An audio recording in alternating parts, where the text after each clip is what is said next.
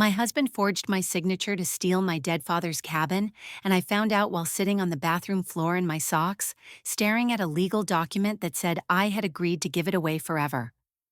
The moment I realized what he'd done, my hands went numb, and I remember thinking very clearly that whatever my life was before this minute, it was already gone. My name is Marin Cole.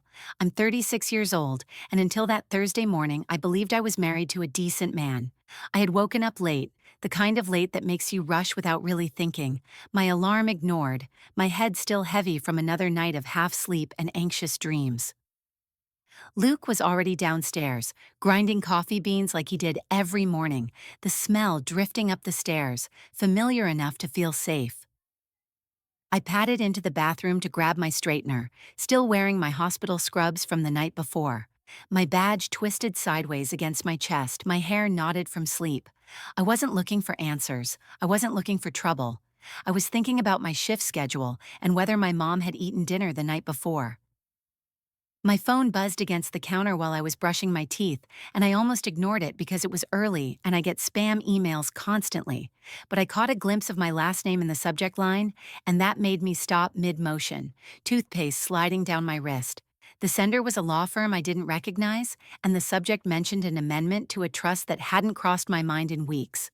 My dad's trust, the one that held the cabin. I opened the email standing there, heart thudding for no reason I could name yet, and the words felt wrong immediately, too formal, too finished. It thanked me for my cooperation and referenced an attached document that had already been executed. I remember rereading that sentence 3 times before my brain caught up with it, because I hadn't cooperated with anything, and I certainly hadn't executed anything. The PDF took a second to load, and in that second, I felt oddly calm, like my body was bracing itself before a fall. When it opened, I saw my name typed neatly at the top, my full legal name, and then I saw the signature at the bottom. My signature, the one I've been writing since I was 18, the one I know the shape of without looking. It was dated for last week, a Tuesday I remembered clearly because I'd worked a double shift and come home too exhausted to talk. I slid down the cabinet and sat on the cold tile floor, my back against the vanity, the bathroom suddenly too bright. I zoomed in on the signature, hoping to see a flaw, a hesitation, anything that would prove it wasn't really mine. There wasn't. It was perfect. Beneath it, in clean legal language, was the transfer of my father's cabin out of the Cole family trust and into a new holding company. The name of that company made my stomach twist. Dyer Holdings LLC, Luke's last name.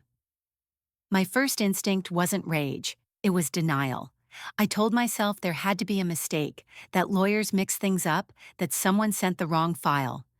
I whispered it out loud, sitting there with my knees pulled to my chest, because saying it made it feel truer. I had just lost my dad less than a year ago. I was tired, I was emotional. Of course my brain would jump to the worst conclusion. Then my phone buzzed again. This time the email was from my mother-in-law, Renee, and the subject line was just one word: tomorrow. I opened it with shaking fingers. She wrote that we'd be meeting at the same law firm at 10:30 a.m., that it was time to stop dragging things out, and that she hoped I'd wear something nice. There was a smiley face at the end, like this was a brunch reservation instead of a theft. Downstairs, I heard Luke's voice float up the stairwell, warm and casual. He asked if I wanted oat milk or regular. The normalcy of it made my chest hurt. I stood up slowly, my legs unsteady, and walked out of the bathroom holding my phone like evidence. When I reached the top of the stairs, I could see him in the kitchen, barefoot, relaxed, pouring coffee into our favorite mugs like nothing in the world was wrong. He turned when he saw me and smiled, the same smile I'd trusted for 7 years, and asked again what kind of milk I wanted. I held up my phone instead of answering, and I watched his eyes scan the screen.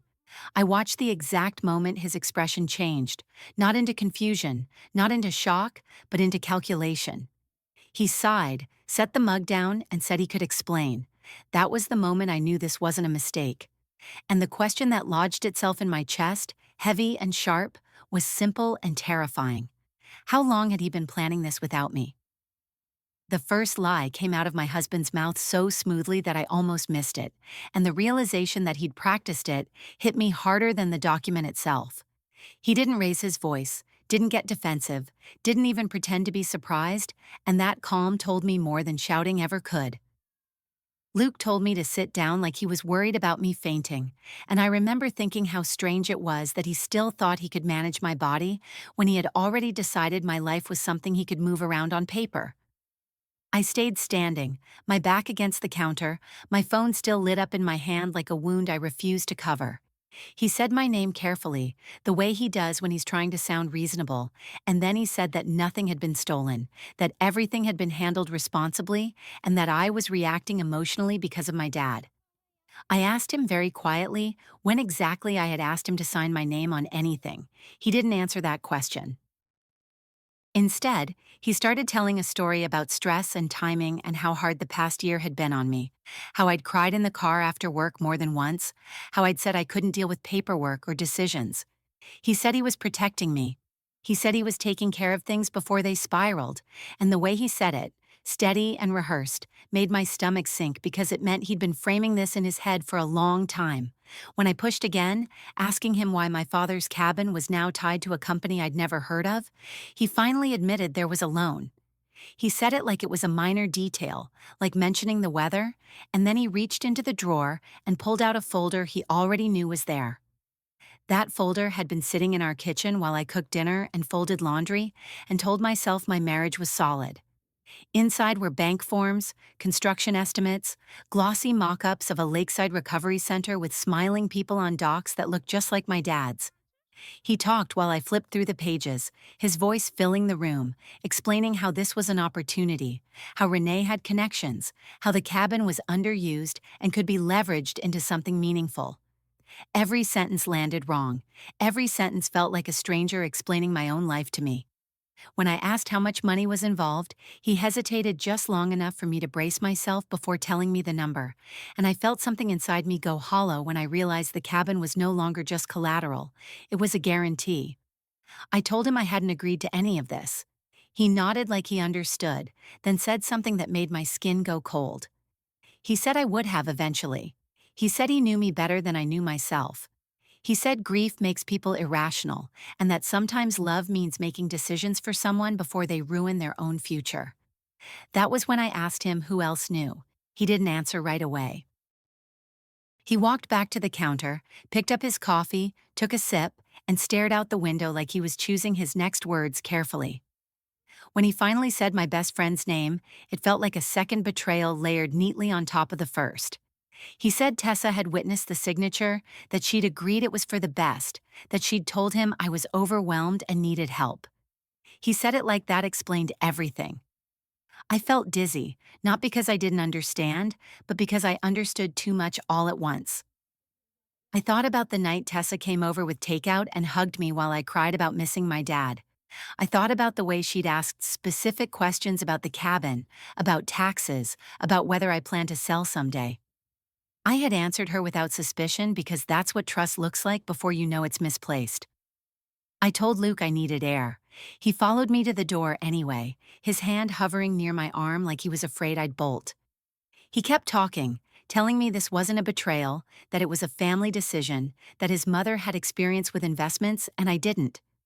When I asked him why Renee was emailing me like this was already settled, his jaw tightened for just a second before he said she was impatient and meant well. Outside, the morning air felt sharp against my face. I stood on the porch in my scrubs, watching a delivery truck pass by like the world hadn't tilted on its axis. Luke leaned against the doorframe behind me and said we were all meeting tomorrow to finalize things, that it would be easier if I didn't make it confrontational.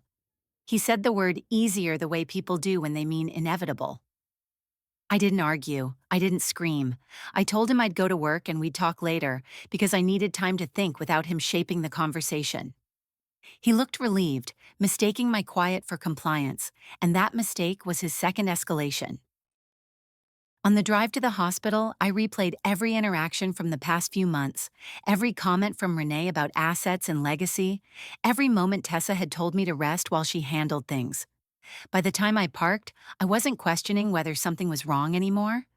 I was questioning how deep it went and whether tomorrow's meeting was about paperwork at all or about cornering me before I realized I still had choices. The second betrayal didn't come from my husband or his mother. It came from the person I called from the hospital parking lot because I needed to hear a voice that wouldn't lie to me. And when she did, I felt something inside me shut down so completely that I knew there was no going back. I sat in my car with the engine off, my badge still hanging from my neck, watching nurses stream through the employee entrance like it was any other day, and I called Tessa. I didn't accuse her. I didn't raise my voice. I asked her how she was doing, told her I missed her, and then I said her name the way I always did when I was about to ask for something real. I asked her if she had witnessed any documents for Luke recently. There was a pause on the line that lasted half a second too long. Then she laughed, soft and familiar, and said no, of course not. Why would she do that? She said she hadn't seen Luke in weeks. She said I sounded stressed and asked if I was eating enough. She told me I should take the day off and come over later, that she'd make soup. Every word landed wrong. Every word felt rehearsed. When I told her I had a document with her signature on it, she went quiet in a different way, the way people do when they realize denial won't work anymore. She told me Luke must have forged it. She said he was capable of anything when he felt cornered. She said she'd never betray me like that. I listened to her say my name over and over, layering concern on top of false innocence, and I realized she was trying to redirect the fear back onto him so I wouldn't look too closely at her. I ended the call politely, told her I'd talk to her later, and sat there gripping the steering wheel until my knuckles ached. The rest of my shift passed in a blur of beeping monitors and forced smiles. I did my job on muscle memory, charted vitals, handed off meds, answered questions, all while my brain replayed conversations from the last year like surveillance footage. Tessa encouraging me to let Luke handle finances. Renee insisting it was practical to consolidate assets. Luke telling me I didn't need to worry, that he had everything under control. It wasn't chaos, it was coordination. When I got home that evening, the house felt different, like I was walking through a set instead of a place I lived. Luke was on the couch with his laptop open, and he looked up too quickly when I walked in, the way people do when they're monitoring something. He asked how my day was. I told him it was long. He nodded like that confirmed something for him. He told me Renee had called and wanted to make sure I was still coming to the meeting in the morning. I said I was. That surprised him. I could see it in the way his shoulders relaxed. He started talking about logistics, about parking and timing, about how it would be smoother if we all stayed calm. I let him talk. I made dinner. I folded laundry. I watched him like he was a stranger performing a role I used to believe in. That night, when he fell asleep, I lay awake staring at the ceiling, listening to his breathing, and made a decision that scared me more than confronting him ever could. The next morning, instead of going straight to the law firm, I took a detour. I drove to my dad's cabin. It had been months since I'd been there, and the drive felt longer than I remembered. When I pulled into the gravel driveway, the place looked smaller, quieter, like it was holding its breath. I unlocked the door and stepped inside, the familiar smell of wood and lake water hitting me all at once. I walked through the room slowly, touching the table where my dad used to drink his coffee, the chair where he'd sit and read. In the back bedroom, I found what I was looking for, the old metal lockbox he kept under the bed. Inside were documents I'd never bothered to go through before. Deeds, original trust paperwork, notes in my dad's handwriting about keeping the cabin in the family no matter what. And tucked into the back, a copy of a power of attorney I had signed years ago after his first surgery, naming me as his sole decision-maker, explicitly excluding anyone else. No mention of Luke, no mention of anyone from his family.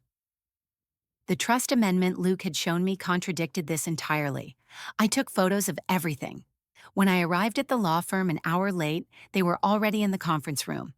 Luke stood up when he saw me, relief flashing across his face before it faded. Renee was seated at the table, perfectly composed, hands folded like this was a ceremony. Tessa sat beside her, eyes fixed on the polished wood, and that was when the last thread snapped. She wouldn't look at me. The attorney began speaking, thanking us all for coming, referencing the amendment like it was a done deal. I let him talk. I waited until he mentioned my signature again, then I placed my phone on the table and slid it toward him. The screen lit up with the photos I'd taken that morning. I told him calmly that the signature was forged, that the amendment contradicted existing legal authority, and that I had evidence. The room went very still. Luke started talking at the same time Renee did, both of them trying to control the narrative, their voices overlapping in a way that felt frantic. Tessa finally looked up at me then, her face pale, her mouth opening like she wanted to say something. I didn't let her. I stood up, looked directly at her, and asked one question, loud enough for everyone to hear. How much did they promise you to lie to my face? She didn't answer. She didn't need to. The silence did it for her. And as the attorney excused himself to make a call, I realized I hadn't just walked into a meeting, I had walked into a trap that hadn't finished closing yet. The moment I realized they were trying to rush the meeting to outrun the truth, I stopped feeling hurt and started feeling precise. Fear still sat in my chest, but it had sharpened into something usable, and when the attorney came back into the room with a careful smile and said we should take a breath, I knew exactly what that meant. He suggested a pause. Renee agreed immediately, her hand landing on his arm like she owned the outcome already. Luke stood behind my chair, close enough that I could feel his presence, and I didn't turn around because I didn't want to see his face while he tried to decide which version of me he was dealing with now.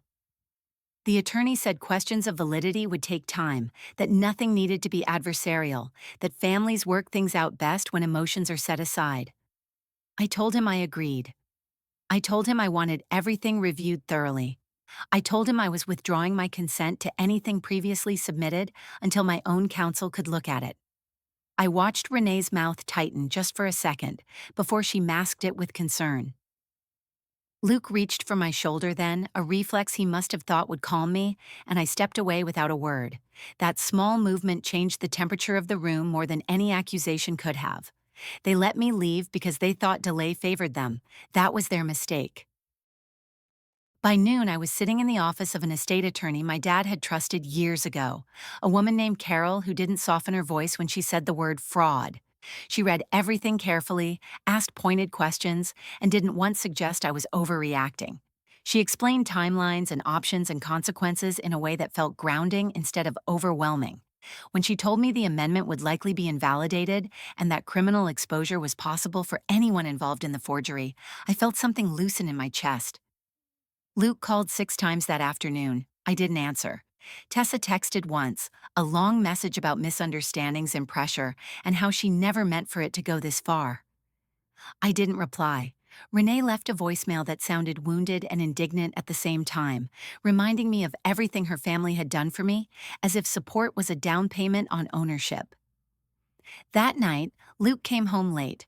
I was sitting at the kitchen table with a legal pad and a glass of water, the house quiet in a way it had never been before. He stood in the doorway, like he wasn't sure he was allowed inside his own life anymore. He told me his mother was devastated. He told me we could still fix this if I stopped escalating. He told me lawyers were poisoning my perspective. I listened. Then I told him I knew about the loan structure, about the personal guarantees, about the timeline that would leave me responsible if the business failed. I told him I knew he'd planned to leverage my inheritance to fund something that wasn't even legally his. The color drained from his face in real time. That was when he realized I wasn't just reacting, I was informed. He tried to pivot. He said he'd made mistakes. He said he'd been under pressure. He said everything he'd done was for us. I asked him one question, the only one that mattered. I asked him if he would have told me the truth if I hadn't found the document. He didn't answer. He didn't need to. I told him he needed to pack a bag, not because I was dramatic, but because I needed space to think without his voice in my house. He argued at first, then went quiet when he realized there was no version of this conversation where he regained control. I watched him fold clothes with shaking hands, watched him hesitate at the bedroom door like he expected me to stop him. I didn't. When the door closed behind him, the house felt hollow and clear at the same time. I slept on the couch that night, not because I couldn't face the bedroom, but because I was done pretending things could go back to normal. The next morning, Carol called and told me the firm had suspended all action pending investigation. The loan was frozen. The leverage they thought they had was gone. That should have been the end of it. But control, once threatened, doesn't retreat quietly. The part I hadn't planned for was how quickly the story would turn, not in court, but in public, and how revenge doesn't always arrive as relief when it finally lands. Sometimes it shows up as a long stretch of consequences you still have to walk through alone. 2 weeks after Luke moved out, I was served papers at work. He was contesting the trust outright, claiming I'd been emotionally unstable after my father's death and that decisions had been made on my behalf out of necessity. Renee was funding it. Tessa had signed an affidavit saying she believed I had verbally agreed to everything. Reading her words felt worse than the forgery itself, because this time it wasn't secret, it was deliberate. Carol didn't sugarcoat it. She told me this was a pressure move, designed to exhaust me until I settled just to make it stop. I told her I wasn't settling. I authorized a civil fraud claim. I approved subpoenas. I agreed to discovery even though I knew it would mean strangers dissecting the most vulnerable year of my life. That decision marked the moment I stopped trying to be the reasonable one. What followed wasn't dramatic, just relentless. Depositions stretched for hours. Bank records contradicted Luke's timeline. Messages between him and Renee surfaced that made their intentions impossible to deny. Under oath, Luke changed his story twice. Renee lost her composure when asked about financial benefit. Tessa cried, then corrected herself, then went quiet. None of it felt satisfying. It felt heavy and necessary. When the judge invalidated the amendment and referred the forgery for criminal review, I didn't celebrate. The cabin was restored to the trust. The loan was dissolved. The business collapsed quietly without my inheritance holding it up. Luke's lawsuit unraveled. Our marriage ended with signatures that finally reflected the truth. The consequence I hadn't expected came later, in the quiet. My mom asked me if keeping the cabin was hurting me more than helping. I drove up there alone one weekend and sat on the dock listening to the water, realizing that protecting something doesn't always mean preserving it unchanged. I sold the cabin months later, by choice, not loss. I used part of the money to create a small scholarship in my father's name for first-generation healthcare students. I didn't tell Luke's family. I didn't owe them an explanation for what I built out of what they tried to take. Tessa reached out once after everything ended. I didn't respond. Luke sent an apology that never actually named what he'd done. I blocked the number. If you're still listening, I want to know what you think. Was I right to fight this all the way through, or would you have walked away sooner to protect your peace? Leave a comment and tell me how you would have handled it, because sometimes hearing other perspectives is the only way to make sense of the choices we're forced to make. I thought revenge would feel like reclaiming something I lost. Instead, it felt like choosing who I was willing to become.